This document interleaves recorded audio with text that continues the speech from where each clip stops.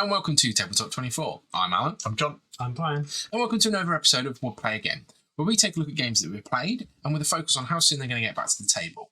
With ever-growing collections, time can be precious, so would we play again? And today we have Clank, a deck-building adventure. And we'll get onto it, but most of the expansions. In Clank, you will be using cards in your hand to buy more cards in the market, or to move around the board, or to do it special abilities, or fight monsters that you'll find in the dungeons of Clank. Now, you'll be moving around the board that you'll see here, essentially collecting up secrets, which will give you benefits, getting stuck in frozen caves, buying stuff from the market to aid your adventure, but the ultimate goal is to be picking up the major artifacts of different point values, and you'll notice that the higher the point value, the further into the dungeon you are. Now, you'll be venturing down, you'll be going below ground level, and as soon as you're below ground level, that's when you're going to start encountering these artifacts. You will then be trying to get one of these and getting back to the top and getting out. As soon as you get out, it puts the game on a timer for the rest of the players. If you should get caught below ground, at the end of the game, once you have taken damage, so you'll be taking up to 10 points of damage on the damage track. Once you get to that point, you are knocked out of the game, you're out of it. If you're below ground, you score no points, which can be a bit punishing. Once you're above ground, you can score your points. If you get out, you score everything plus, I think it's an extra 20 points. That's quite a lot of information, a bit more than we normally give for these, and that probably represents how many times we've played this.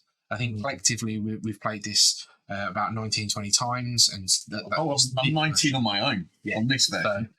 So there's a lot to this game. As you'll see, there's lots of bits out. So the setup time can be a little bit longer than normal, and the pack away time and all that sort of stuff. But I think it potentially is a game that if you have a 3-hour slot, you're going to play twice. And I think this is the shorter version of Clank. Yeah. And I think that's there. So as soon as this was announced, it piqued my interest. It's the state of the box shows how much this gets pulled out of the cupboard, and is played. It's one of the first hybrid deck building push your luck adventure games that I can remember. And you know, the theme of diving down to get treasure, waking the monster by rattling, making noise, clanking loud. Yeah, by clanking is just is intriguing. It's a lovely game to play, and it's a nice step up from entry level games to lure people in. Maybe the theme could be a bit off-putting to people because it's your generic fantasy, dragons, monsters, treasure hunting, cave diving. But apart from that, I love Clank and derivatives of it. It's for me, it's a lovely push your luck game, and a dual element of push your luck, getting in and out before somebody kills you, and drawing the Clank from the bag, which is a lovely. It's not so much a bag building game, but you're adding jeopardy to the bag to be drawn out. Yeah, so that's every time you draw a Clank card, which is you have to put one of your tokens into a bag. Where it goes into the reserve, doesn't it? Yeah. And everyone's got that, so you'll all be doing it at some point. Yeah. So there's this is the three elements really. There's two or three: the bag building, the hybrid deck building, and then moving about. So it's and then the multiple points. And worth mentioning, we had a house rule, or we've played it a couple of times, that when you pull the black cubes out. If you pull the black cubes out, the dragon ones, you don't take any damage. But if they build up and they can push the dragon up, which I think is a nice little variant that we play sometimes, just to add more jeopardy in it and get the dragon up quicker and push things along. That was obviously one of the things that I sort of excluded in the beginning of the game, and I think it's incredibly important to the game. Is you've got the number of dragon cubes in the bag at the start, and you're adding more to it, and pulling them out damages you, or it just does nothing. For the dragon, like John said, a variant there to push that along. It's quite nice. Yeah, indeed. So I found it, the first couple of times I played it, I absolutely got rinsed because I wasn't familiar with the game. You don't realise, I don't think, it was a push your luck element to it. So I was bimbling around, exploring things, having good fun, and then everyone started to leave, and I didn't have time enough to get out, and because not all the paths are easy to get to, some you need special cars to get past, some you need to fight monsters to get past. You can get caught out, but that is much, that is the game basically. And once you appreciate that, you've got to watch. You're not just playing your game; you're playing other people's games as well, and you've got to watch what they're doing. Yeah. And there is bigger jeopardy that comes out. Some of the cards make the dragon attack you twice as hard as they would normally do. So in that sense, you all get punished for that kind of thing. And it's just a lovely game, actually. Yeah. So the main way that the dragon's going to be attacking is when you're drawing cards off the adventure row to refill cards that have been purchased during the player's round. And whenever you see a dragon, you will initiate a dragon attack once per refill. One of the sort of things that I do struggle with this is there's only 6 cards here, and there is no way to wipe the adventure row. So it can be prone to clogging. And essentially you might have 6 monsters out. Because you've got quite a lot of cards here, which adds to the variety, but you could have 6 monsters out and nobody's got any fighting. Or they've not drawn enough fighting to be getting rid of the monsters they've got. Or you may find yourself that this cards can cost 6 and 8, and we've got those 2 out here, that nobody's generating enough spend. Yeah. Maybe there's a variant in there that you put 2 Clank in to wipe the deck. Yeah. You could play that anyway. But yeah, I agree with that you can get clogged, and you don't have to buy, because another, I think, a point of this is that there's very little way to shed cards or discard cards from your hand. So if you buy 30 cards, you could end up with 30 plus your initial deck, and you're not cycling through those cards quick enough to move or to fight. Yeah, and that can get you stuck down here if you're not getting the movement cards that you need. Yeah. You just, Yeah, there needs... other bad turns can turn the whole game for you. Other games do trim their decks a lot better, which, to get rid of the burgle cards or the clank cards that can hinder you or cause you damage. I think that's another thing that can be detrimental to this version of the game. And with a lot of cards, there's a lot of synergy for companion cards. So if you have another companion, do it something extra, or if you have an X card, do something extra.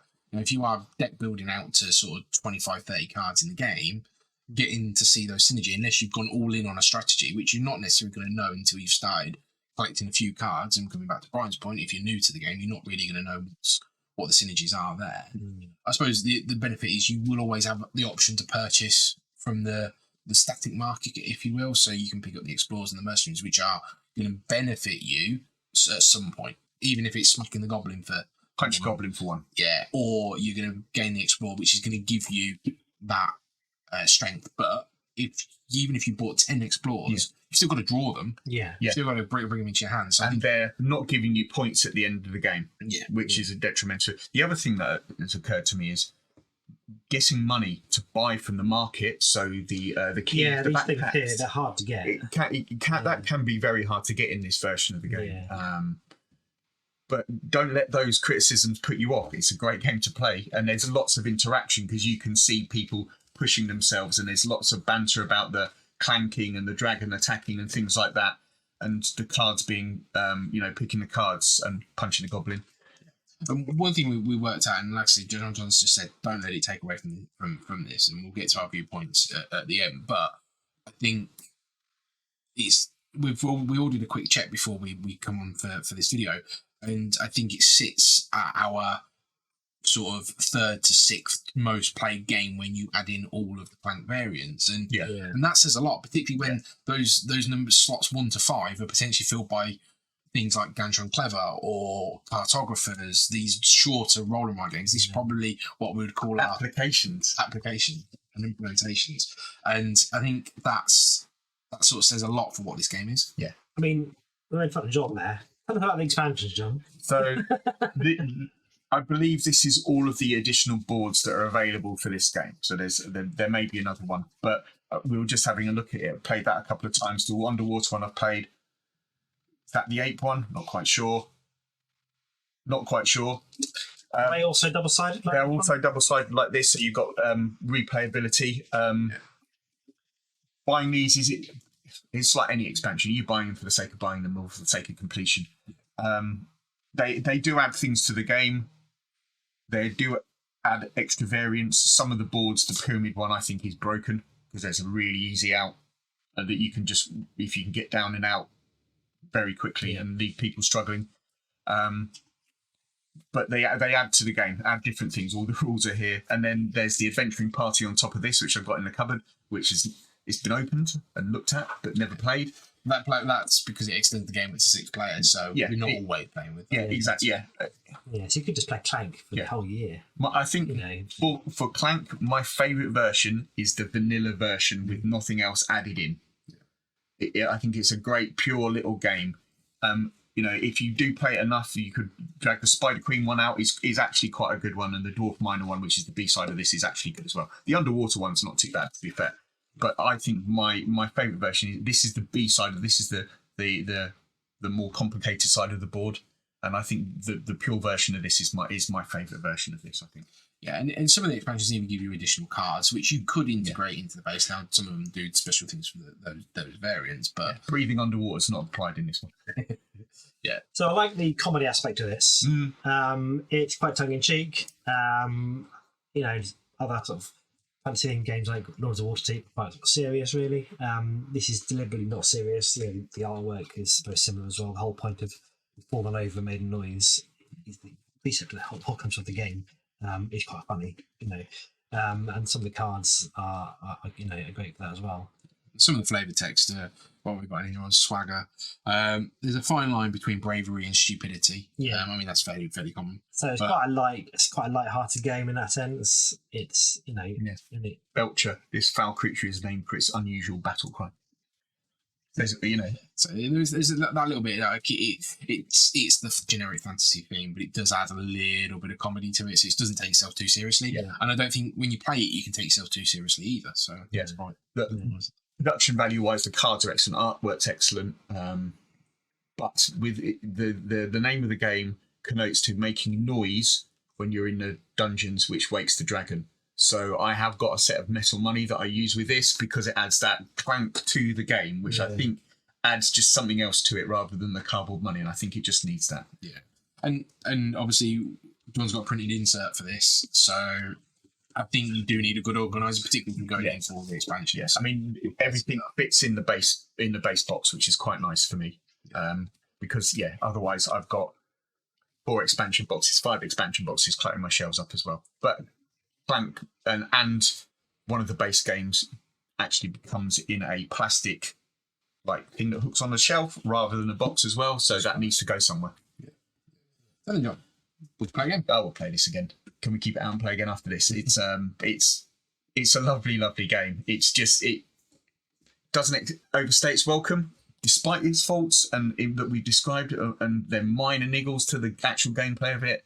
I would play again. I adore Clank. It's a lovely. It's one of those that if it's on the shelf, and I'd really often play. I would play it again. It's a nice game. It's a nice length of play. Yeah. It's about an hour and a half maybe for 4 people. So you feel like a good game out of it, but it's not too long.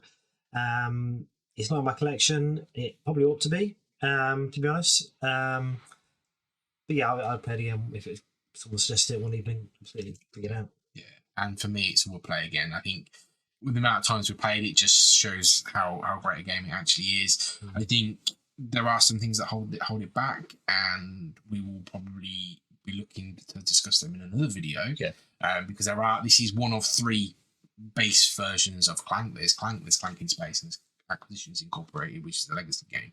So we will be covering all of those. So yeah, for me, it's just it will play again. I'm very happy to play it, very happy to see it. Anybody goes, would you fancy it? Yeah, absolutely. Yeah. It's very much there. Can I just add that I picked this up at the first time I went to the UK Games Expo, and I felt like a king because it was literally the only copy in the convention that my friend Sam let me buy from him. And I was walking around with it in a bag. It was nowhere to be seen in the hall. And I felt like a king having it in my bag walking around. So thank you, Sam. I'll just give him a mention because he honestly, it made me so happy that day. Yeah, that's brilliant. So thank you for watching another episode of Would Play Again. If you haven't done so already, check out our other videos on the channel. Give us a like and a subscribe, and we'll catch you next time. Take care. Bye.